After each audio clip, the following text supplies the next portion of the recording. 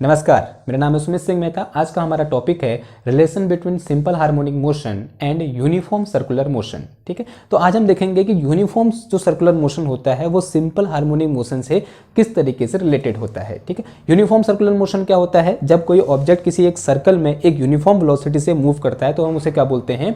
Uniform circular motion बोलते हैं। ठीक है, तो मैंने अज्यूम कर लिया कि हमारे पास कोई एक पार्टिकल है जो क्या कर रहा है, एक यूनिफॉर्म सर्कुलर मोशन कर रहा है। ठीक है, एक अज्यूम कर लिया कि मेरे पास एक पार्टिकल है जो क्या कर रहा है, एक सर्कल में मूव कर रहा है और उसका जो मोशन है वो कैसा है, यूनिफॉर्म है। ठीक है, ओके, ये मैं एक सर्कल बना देता हूँ, एक बढ़िया सा।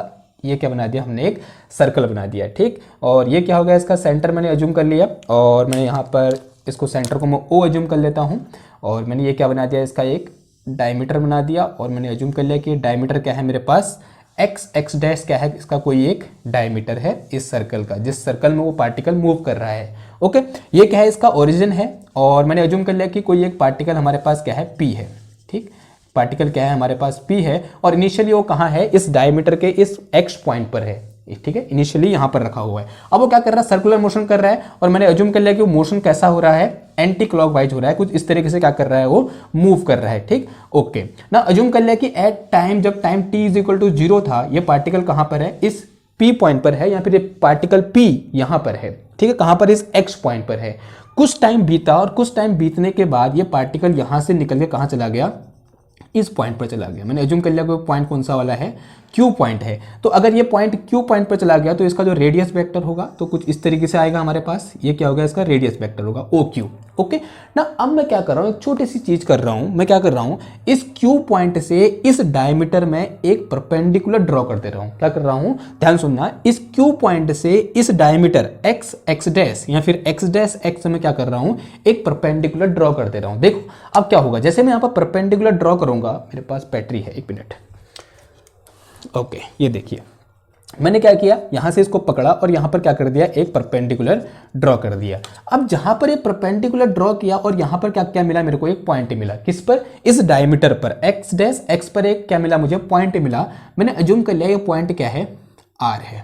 ठीक है, क्या कर दिया, मैंने अज्यूम कर लिया कि ये पॉइंट क्या है, आर है। सिंपल सा क्या कर रहा हूं मैं, इस ओ पॉइंट से एक प्रोजेक्शन या फिर क्या बोल सकता हूं, एक परपेंडिकुलर ड्रॉ कर दे रहा हूं। किस पर, इस डायमीटर एक्स डैश एक्स पर। तो मुझे यहां पर क्या मिला, एक पॉइंट आर देखने को मिला।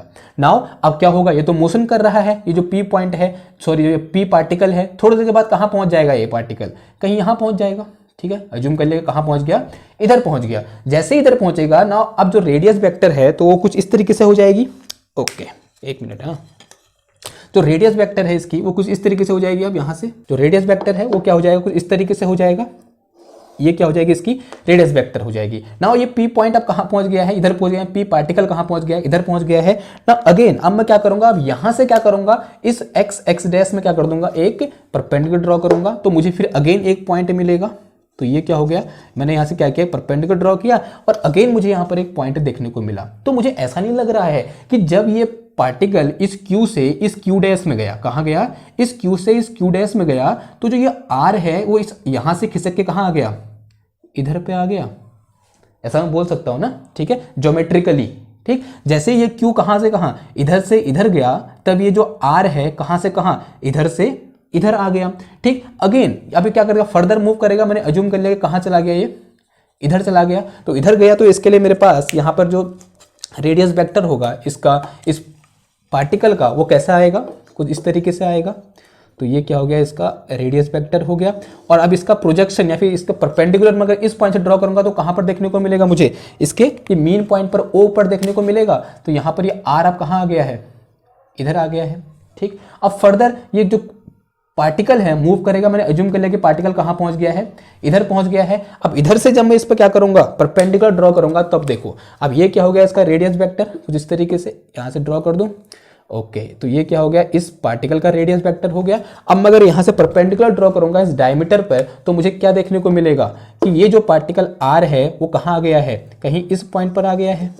ठीक है, ज्योमेट्रिकली। ओके, ऐसा पार्टिकल कोई है नहीं, सिर्फ ज्योमेट्रिकली हो रहा है कि जो आर है वो कहां आ गया है, इधर आ गया है। अगेन मैं क्या कर रहा हूं, इसको फिर शिफ्ट कर रहा हूं मैं। ये जो पार्टिकल है हमारे पास जो यहां से चलना स्टार्ट किया है, अब मैं अज्यूम कर लेता हूं कहां पहुंच गया है, इधर पहुंच गया है। जैसे ये पार्टिकल इधर पहुंचेगा तो इसका जो ये क्या होगा, इसका रेडियस वेक्टर होगा यहां से।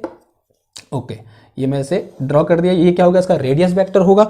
और इसका अगर मैं यहाँ पर क्या डालूं, परपेंडिकुलर डालूं इस एक्स डैश में, तो मैं पाऊंगा कि जो ये आर पहले यहाँ था अब कहाँ पहुँच गया है, इधर पहुंच गया है, इस पॉइंट पर पहुंच गया है ना। फर्दर क्या होगा, मूव होगा पार्टिकल, तो यहां पर पहुंच जाएगा। अब ये तो कहां हो गया, एक्स डैश पर ही हो गया, यानी यहां पर जो आर पॉइंट है और जो ये पार्टिकल है दोनों कहां है, सेम जगह पर है। ठीक है, इस पॉइंट पर क्या हो रहा है कि ये जो पार्टिकल यहां से ऐसे आ रहा था और जो ये आर पार्टिकल जो हमारा जो इमेजिनरी था, जो हमने यहाँ पर परपेंडिकुलर ड्रॉ किया था, जो ये पॉइंट आर था वो भी कैसे आ रहा था, ऐसे आ रहा था। और यहाँ पर इस एक्स डैश पॉइंट पर दोनों ये पार्टिकल और ये पार्टिकल दोनों क्या हो जाएंगे, मैच कर जाएंगे। ठीक है, दोनों एक टाइम पर एक ही समय पर यहां पर पहुंचेंगे ना। अब ये जो पार्टिकल है जो यहां से घूमते हुए आ रहा है, यानी जो सर्कुलर मोशन कर रहा है, वो फर्दर मूव करेगा। मैंने अज्यूम कर लिया कि वो कहां पहुंच गया है, कहीं यहां पहुंच गया है। तो जैसे ही यहां पहुंचेगा, अगर मैं यहां से अब इसके लिए ये रेडियस वेक्टर क्या हो जाएगा इसका, ये हो जाएगा, ये हो जाएगा, ये क्या हो जाएगा इसका रेडियस वेक्टर हो जाएगा। अगर मैं यहां से परपेंडिकुलर ड्रॉ करूंगा तो परपेंडिकुलर कैसे देखने को मिलेगा, मुझे कुछ इस तरीके से क्या देखने को मिलेगा,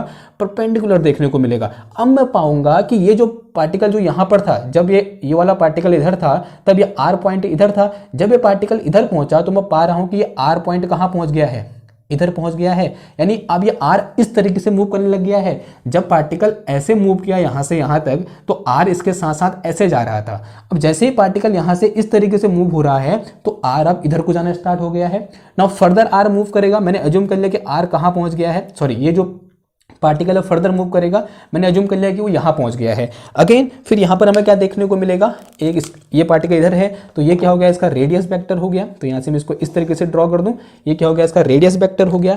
अब मैं अगर यहाँ पर से इसको परपेंडिकुलर ड्रॉ करूँ इस एक्स डैश में, तो मैं पाऊंगा कि जो ये आर पार्टिकल है तो इसके साथ फिर मूव कर गया और कहाँ पहुँच गया है, इस पॉइंट पर पहुंच गया है। जैसे ये पार्टिकल यहां से यहां पहुंचा, ये आर पॉइंट यहां से यहां पहुंच गया। अब ये नया आर पॉइंट इधर पे देखने को मिला ना। अगेन फिर ये फर्दर ये मूव करेगा, मैंने अज्यूम कर लिया कि कहां पहुंच गया है, ये इधर पहुंच गया है ये पार्टिकल। तो ये क्या हो गया, इसका रेडियस वेक्टर हो गया। इधर से अगर मैं इसके ओरिजिन से रेडियस वेक्टर खींचूं तो ये क्या हो गया, इसका रेडियस वेक्टर हो गया। और जो पार्ट अगर यहाँ से परपेंडिकुलर ड्रॉ करूंगा मैं किस पर, एक्स डैश पर, तो मैं पाऊंगा कि जो मेरा ये आर है वो कहाँ पहुंच गया है, कहीं इस पॉइंट पर पहुंच गया है। कहाँ पहुंच गया है, इस पॉइंट पर पहुंच गया है। फर्दर अगर मैं इसको और मूव करूं तो अगर मैं अज्यूम करूं किसी पॉइंट पर यहाँ पर पहुंचा है, तो इसके लिए जो रेडियस वेक्टर होगा इस पार्टिकल का, वो क्या होगा, वो इस तरीके से होगा। अगर मैं यहाँ से परपेंडिकुलर ड्रॉ करूंगा एक्स डैश में, तो मैं पाऊंगा कि जो आर है वो कहाँ पहुंच गया है, इधर पहुंच गया है। ठीक है, जो आर है इधर पहुंच गया। फर्दर जब पार्टिकल यहां पहुंचेगा तो आर कहां पहुंच जाएगा, इधर पहुंच जाएगा। और जब पार्टिकल इधर पहुंचेगा तब आर भी कहां पहुंच जाएगा, इधर पहुंच जाएगा। ठीक है ना। अब इस चित्र को ध्यान से देखो, हो क्या रहा है। एक जो पार्टिकल P था हमारे पास, वो क्या कर रहा था, यूनिफॉर्म सर्कुलर मोशन कर रहा था। क्या कर रहा था, यूनिफॉर्म सर्कुलर मोशन कर रहा था। लेकिन जब हमने किसी एक पॉइंट से, माना वो कहां पर पहुंचा, इस क्यू पॉइंट पर पहुंचा, इस क्यू पॉइंट से हमने क्या लिया, यहां से एक परपेंडिकुलर ड्रॉ किया, किस पर, इस एक्स डैश एक्स पर एक परपेंडिकुलर ड्रॉ किया, तो मुझे यहां पर एक आर पॉइंट देखने को मिला। तो हम देख रहे हैं कि जैसे जैसे ये क्यू पॉइंट आगे मूव कर रहा है, सॉरी ये पार्टिकल आगे मूव कर रहा है, वैसे वैसे ये आर पॉइंट भी किसकी ओर मूव कर रहा था, इसके मीन पोजीशन की ओर मूव कर रहा था, यानी इस ओ की ओर मूव किया इसने। ओके, जब ये पार्टिकल यहां से मूव करके इधर पहुंचा तो ये आर पॉइंट पहले यहां था, फिर यहां था, फिर यहां पहुंचा, फिर यहां पहुंचा। और जब पार्टिकल यहां से यहां पहुंचा तब ये आर पार्टिकल यहां से यहां पहुंच गया। फिर इसके बाद जैसे ये आई को मूव किया तो जब ये पार्टिकल इधर पहुंचा तो आर इधर पहुंचा, जब ये इधर पहुंचा तो आर इधर पहुंचा, जब इधर पहुंचा तो आर इधर पहुंचा, जब इधर पहुंचा तब आर इधर पहुंचा, जब इधर पहुंचा तो आर भी इधर पहुंचा। ठीक है, तो अगर मैं आर को ध्यान से देखूं, आर क्या कर रहा है, इस मीन पोजीशन के अबाउट ऑसिलेशन कर रहा है। ठीक है, आर क्या है, कोई एक इमेजिनरी पॉइंट है जो इसके डायमीटर में है, वो क्या कर रहा है, इस मीन पोजीशन की ओर, मीन पोजीशन के अबाउट ऑसिलेशन कर रहा है। वहीं ये जो पार्टिकल P है, ये क्या कर रहा है, एक यूनिफॉर्म सर्कुलर मोशन कर रहा है।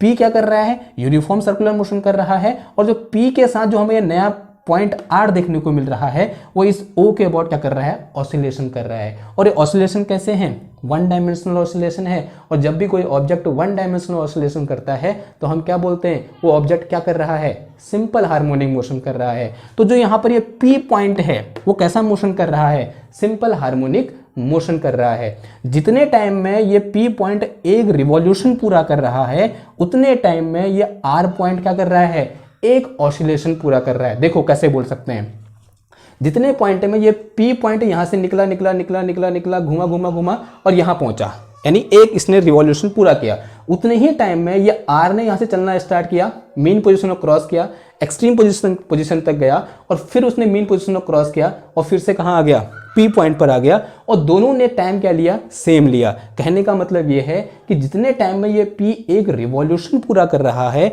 उतने ही टाइम में ये R एक वाइब्रेशन या फिर एक ऑसिलेशन पूरा कर रहा है। तो इस R, ये जो R है ये कैसा मोशन कर रहा है, सिंपल हार्मोनिक मोशन कर रहा है। तो मैं यहाँ से कह सकता हूँ कि जो हमारे पास यूनिफॉर्म मोशन होता है वो सिंपल हार्मोनिक मोशन के इक्विवेलेंट होता है, या मैं बोल सकता हूँ जो सिंपल हार्मोनिक मोशन होता है वो यूनिफॉर्म सर्कुलर मोशन के इक्विवेलेंस होता है। ठीक है ना। अब ये जो R है वो कैसा मोशन कर रहा है, बोला हमने सिंपल हार्मोनिक मोशन कर रहा है। तो ये जो P पॉइंट है ये क्या है, इसके लिए मीन, सॉरी ये जो R पॉइंट O पॉइंट है यहाँ पर, ये क्या है, मीन पोजीशन है इसकी, और यहाँ से लेकर यहाँ तक, यानी जो इसकी रेडियस है, ये रेडियस के अलावा जो लेंथ है वो क्या है, इसका एम्पलीट्यूड है, इसके लिए क्या है, ये A है। सिमिलरली यहाँ पर भी, इधर की ओर भी, यहाँ इस x डैश से O और O से x डैश, ये किसके बराबर हो गया, इसके एम्पलीट्यूड के बराबर हो गया, और ये O क्या होगी, इसकी मीन पोजीशन होगी। ओके, ये तो कैसा एक्सप्लेनेशन हो गया, इसका थ्योरेटिकल एक्सप्लेनेशन हो गया। तो थ्योरेटिकली हमने समझा कि किस तरीके से एक यूनिफॉर्म सर्कुलर मोशन से हम सिंपल हार्मोनिक मोशन को भी एक्सप्लेन कर सकते हैं, या बोल सकते हैं कि सिंपल हार्मोनिक मोशन किसके इक्विवेलेंस होता है, यूनिफॉर्म सर्कुलर मोशन के इक्विवेलेंस होता है ना। मैथमेटिकली भी ये समझने की कोशिश करते हैं क्या एक्चुअल में ये जो R है ये सिंपल हार्मोनिक मोशन कर रहा है या फिर खाली हमको थ्योरेटिकली देखने को मिल रहा है। ठीक, तो मैथमेटिकली समझते हैं कि जो R है ये सिंपल हार्मोनिक मोशन कर रहा है या फिर नहीं कर रहा है। तो अगेन मैं अज्यूम कर लेता हूं कि मेरे पास कोई एक पार्टिकल है जो क्या कर रहा है, यूनिफॉर्म सर्कुलर मोशन कर रहा है। कैसा मोशन कर रहा है, यूनिफॉर्म सर्कुलर मोशन कर रहा है। तो ये क्या है, एक सर्कल है, और ये क्या है, इसका सेंटर है, और ये क्या हो गया, इसका डायमीटर हो गया। मैंने अज्यूम कर लिया कि डायमीटर क्या है, अगेन ये x डैश, x क्या है, इसका ये डायमीटर है, और इसका सेंटर क्या है, O है। और इनिशियली हमारे पास एक पार्टिकल है जो इस सर्कल में मूव कर रहा है, और वो इनिशियली कहाँ है, इस x डैश, सॉरी इस x पॉइंट पर है। कहाँ है, इस x पॉइंट पर है। वो पार्टिकल क्या है, हमारे पास P है, और यहाँ पर time t is equal to कितना है, हमारे पास 0 है, ऐसा मैंने अज्यूम कर लिया। नाउ आफ्टर टाइम t ये पार्टिकल यहाँ से P से निकलकर कहाँ चला गया, इस Q पॉइंट पर चला गया। कहाँ चला गया, इस पार्टिकल जो P यहाँ पर था, x डैश पर था, वो कहाँ चला गया, हमारे पास x पर था, वो कहाँ चला गया, Q में चला गया। कितने टाइम में, t is equal to t time में। ठीक है, जब t is equal to time t हो गया तब ये पार्टिकल इस x से निकलकर कहाँ चला गया, इस Q में चला गया, और इसने जो एंगुलर डिस्प्लेसमेंट है इसका मैंने अज्यूम कर लिया वो कितना है, थीटा है। यानी इसने जो डायमीटर के साथ एंगल बनाया वो कितना एंगल बनाया, इसने थीटा एंगल बनाया। अगर मैं अज्यूम करूं कि इसकी जो एंगुलर वेलोसिटी है, क्या अब ये क्या कर रहा है, एक सर्कुलर मोशन कर रहा है, तो इसके पास कुछ एंगुलर वेलोसिटी होगी। अगर मैं अज्यूम करूं इसकी जो एंगुलर वेलोसिटी है वो कितनी है, हमारे पास ओमेगा है। एंगुलर वेलोसिटी कितनी है, ओमेगा है, और जो टाइम टेकन है वो कितना है, टाइम है वो कितना टेक कर लिया उसने, टी टाइम टेक कर लिया। और अगर मैं ये बोलूं कि इसका जो एंगुलर डिस्प्लेसमेंट है इन टाइम टी वो कितना है, हमारे पास थीटा है, तो हम जानते हैं relation between omega t and theta क्या होता है, हमारे पास omega is equal to t theta होता है, या फिर थीटा इज इक्वल टू कितना होता है, हमारे पास ओमेगा टी होता है। तो angular displacement theta is equal to कितना होता है, हमारे पास ओमेगा इंटू टी होता है। अगर मैं यहाँ से क्या निकालूं, t इज इक्वल टू निकालूं, या फिर क्या निकाल दूं, ओमेगा इज इक्वल टू निकालूं, तो यहाँ से ओमेगा इज इक्वल टू कितना आ गया, हमारे पास थीटा अपॉन टी आ गया। ओमेगा इज इक्वल टू कितना आ गया, थीटा अपॉन टी आ गया। This is the relation between theta and omega. ठीक है ना। फॉर ए कंप्लीट साइकिल, जब ये जो पार्टिकल p है एक पूरा कंप्लीट साइकिल कर लेगा तो उसके लिए जो t इज इक्वल टू किसके बराबर होगा, टाइम पीरियड के बराबर होगा। Time taken to complete one revolution is known as time period. तो फॉर कंप्लीट साइकिल अगर मैं यहाँ पर क्या निकालूं, फॉर कंप्लीट साइकिल हमारे पास जो t होगा किसके बराबर होगा, कैपिटल T के बराबर होगा, यानी टाइम पीरियड के बराबर होगा।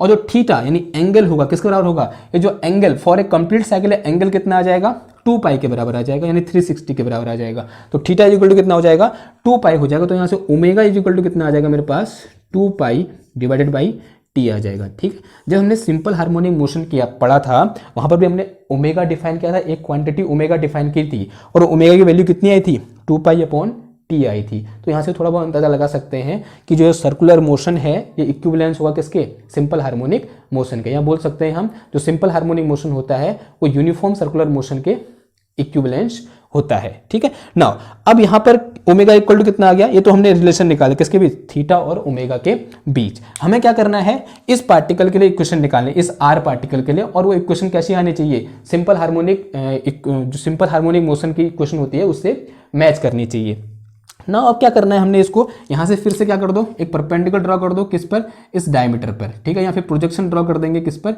इस डायमीटर पर। मैंने अज्यूम कर लिया कि यहाँ प्रोजेक्शन ड्रॉ कर दिया और ये पॉइंट क्या होगा हमारे पास, आर होगा। और मैंने अज्यूम कर लिया कि इस आर का जो डिस्प्लेसमेंट है फ्रॉम ओ या फिर पोजीशन है वो कितनी है, एक्स है।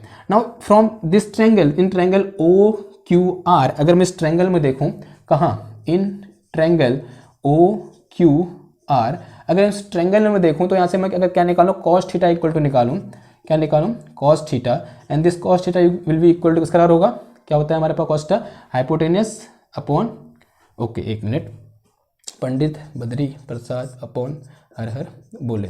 ठीक है, तो क्या होता है हमारे पास, cos theta equal to base upon hypotenuse. ठीक है, तो बेस कितना है इसका, ओ आर है, और हाइपोटेनियस कितना हो गया इसका, ओ क्यू, कितना हो गया, ओ क्यू हो गया। तो यहाँ से मेरे पास कॉस थीटा ओ आर की वैल्यू कितनी है, एक्स है, ओ क्यू यानी यहाँ से ओ एक्स लिखूँ या ओ क्यू लिखूँ, एक ही बात हुई। ठीक है, ओ एक्स लिखूँ, ओ क्यू लिखूँ या फिर कुछ और लिखूँ, रेडियस तो क्या रहेगी, कांस्टेंट रहेगी। अगर मैं इस आर के लिए देख रहा हूँ तो रेडियस किसके बराबर होगी, एम्पलीट्यूड के बराबर होगी। तो यहाँ से मैं ओ क्यू की जगह लिख सकता हूँ, ओ क्यू की जगह लिख सकता हूँ, आर लिख सकता हूँ। And since in case of, अगर मैं अज्यूम करूँ कि आर जो है वो सिंपल हार्मोनिक मोशन कर रहा है, तो ये जो आर के लिए ये ओ क्यू या फिर ओ एक्स क्या है, मैक्सिमम डिस्प्लेसमेंट है फ्रॉम मीन पोजीशन। तो मैक्सिमम डिस्प्लेसमेंट किसके बराबर होता है, एम्पलीट्यूड के बराबर होता है। Since this r will be equal to a क्या है हमारे पास यहाँ पर, एम्पलीट्यूड है। तो यहाँ से मेरे पास, इसको मिटाता हूँ, cos theta is equal to कितना आ गया हमारे पास, एक्स अपॉन ए आ गया। और यहाँ से थोड़ा सा मैं इसको सिंप्लीफाई करूंगा तो एक्स इक्वल टू कितना आ गया मेरे पास, ए कॉस थीटा आ गया। Since we know theta is equal to omega T, अभी हमने निकाला यहाँ पर, तो यहाँ से कितना आ गया, ए कॉस ओमेगा टी आ गया। तो जो position of R at any time T है वो कैसी है, X equal to A cos omega T है। और यही क्या होती है, position of particle in simple harmonic motion होती है। ठीक है, अब आप कहोगे आपने तो जब हमने सॉल्यूशन ऑफ डिफरेंशियल इक्वेशन किया था, यहाँ पर क्या आया था, साइन ओमेगा टी आया था। तो कुछ बुक वाले क्या लिखते हैं, साइन ओमेगा टी लिखते हैं, और कुछ बुक वाले क्या लिखते हैं, कॉस ओमेगा टी लिखते हैं, क्योंकि हम जानते हैं डिफरेंशियल इक्वेशन के एक से ज़्यादा सॉल्यूशन हो सकते हैं। जो कॉस ओमेगा टी वाला सॉल्यूशन होता है वो ज़्यादा यूज आता है, उसमें हमने नहीं लिखा वाला सॉल्यूशन, हमने वहाँ पर कौन सा वाला प्रेफर किया था, साइन ओमेगा टी प्लस 5 ही बोला था हमने। ठीक है, तो यहाँ पर जो सॉल्यूशन आया ये X equal to A cos omega T, ये भी क्या है, position of a particle in simple harmonic motion है।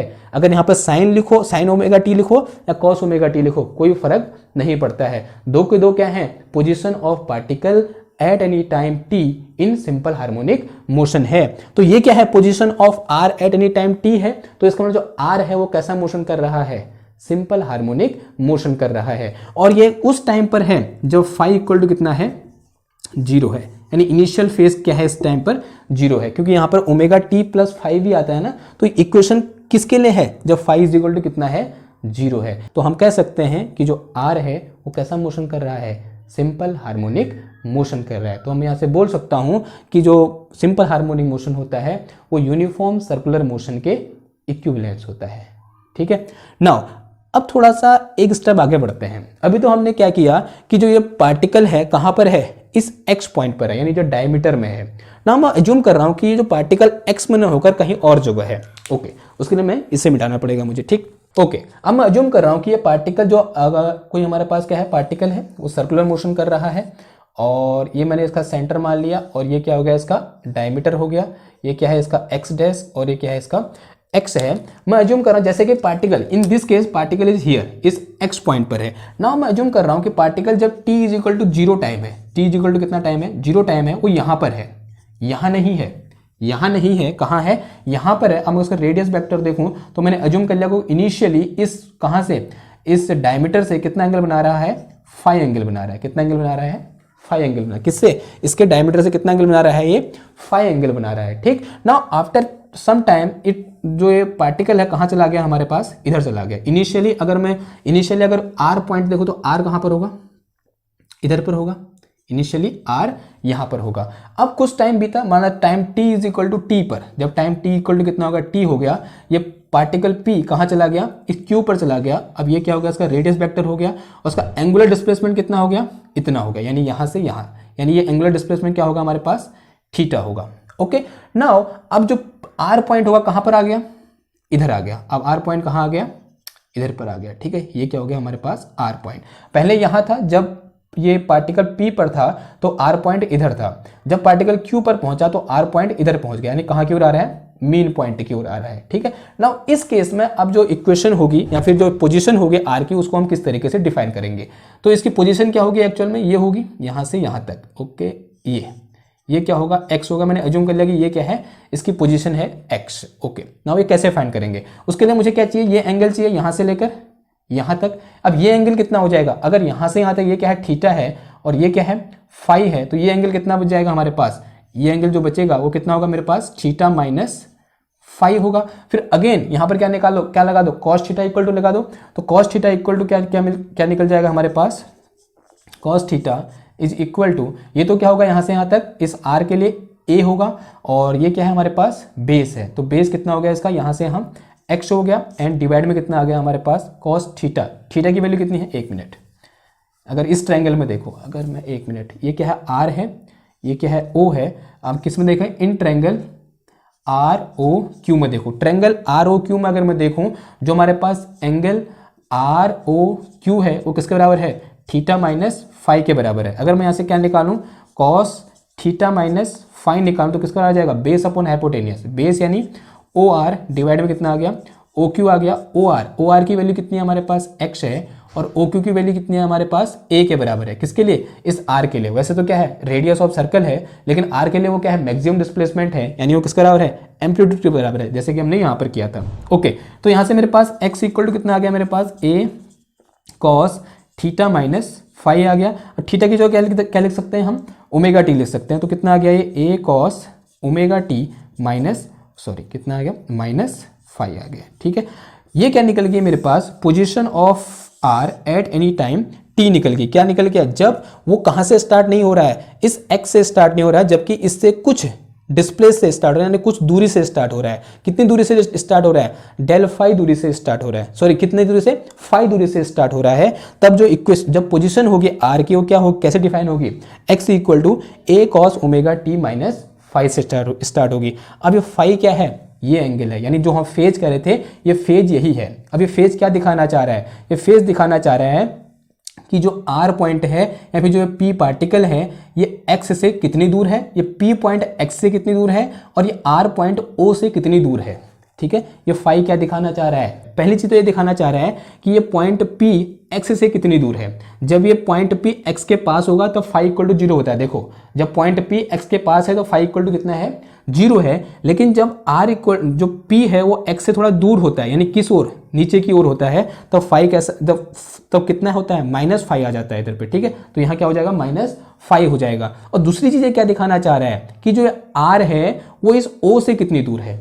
ठीक है, दूसरी चीज क्या दिखाना चाह रहा है, ये r o से कितनी दूर है। पहली चीज तो क्या है कि ये p x से कितनी दूर है, और दूसरी चीज क्या दिखाना चाह रहा है कि ये जो r है वो o से कितनी दूर है, ये दिखाना चाह रहा है। ठीक है, इतनी बात क्लियर हुई ना। थोड़ा सा एक स्टेप और आगे बढ़ते हैं। क्या बढ़ते हैं हम, अभी तो ये पार्टिकल हमने यहाँ पर एज्यूम किया था ना, अब थोड़ा सा ऐसा एज्यूम कर रहे हैं। ओके, अगेन एक पार्टिकल है जो सर्कुलर मोशन कर रहा है, यूनिफॉर्म सर्कुलर मोशन कर रहा है।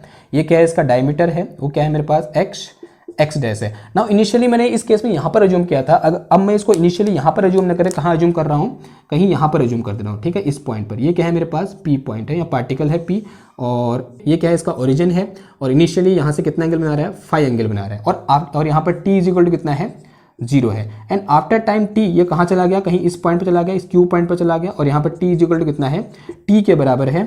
अब इस केस में r की पोजीशन को हम किस तरीके से डिफाइन करेंगे।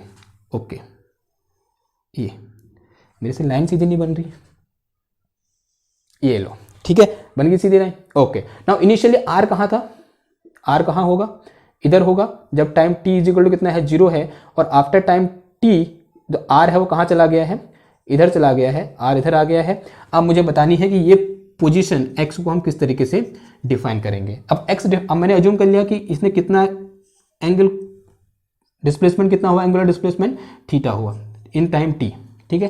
पहले यहाँ था, अब यहाँ पहुँच गया, तो एंगुलर डिस्प्लेसमेंट कितना हुआ, थीटा हुआ। तो ये एंगल, ये वाला एंगल कितना हो गया, बता सकते हो आप, थीटा प्लस फाई हो गया। ये जो एंगल है यहाँ से लेकर यहाँ तक कितना हो गया, थीटा प्लस फाई हो गया। तो अगेन मैं यहाँ पर अगर क्या है हमारे पास इन ट्रायंगल, किस में देखूँ, ओके इसे देखते हैं, किस में देखेंगे, इन ट्रायंगल क्या है हमारे पास, क्यू ओ आर में देखो, जो एंगल क्यू ओ आर है वो किसके बराबर है हमारे पास, थीटा प्लस फाई के बराबर है, क्योंकि यहाँ पर डिस्प्लेसमेंट, एंगुलर डिस्प्लेसमेंट कितना है, थीटा है, और इनिशियली कितना आगे था, वो फाई आगे था। तो ये जो पूरा एंगल हो गया इस डायमीटर से कितना हो गया, थीटा प्लस फाई हो गया, ठीक है। अगर मैं यहाँ से फिर से अगेन क्या निकालूँ, कॉस थीटा प्लस फाई निकालूँ इन triangle O Q O R में, तो क्या निकल के आ जाएगा मेरे पास, बताइए, बेस अपॉन हाइपोटेनस। बेस कितना है इसका, ओ आर है, और हाइपोटेनस कितना है हमारे पास, ओ क्यू है। ओ आर की वैल्यू कितनी है, एक्स है, और ओ क्यू की वैल्यू कितनी है, ए है।